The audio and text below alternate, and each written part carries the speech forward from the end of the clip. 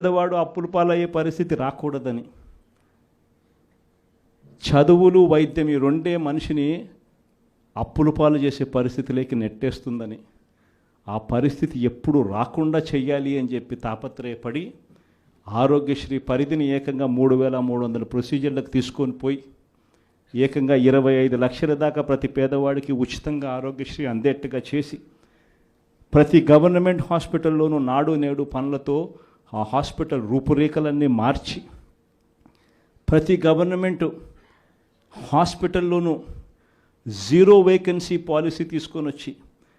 జాతీయంగా చూస్తే స్పెషలిస్ట్ డాక్టర్ల కొరత 61%, 61% ఉంటే మన రాష్ట్రానికి వచ్చేసరికి స్పెషలిస్ట్ డాక్టర్ల కొరత మన రాష్ట్రంలో కేవలం 4% లోపే. 0 వేకెన్సీ పాలసీ తీసుకొని వచ్చి ప్రతి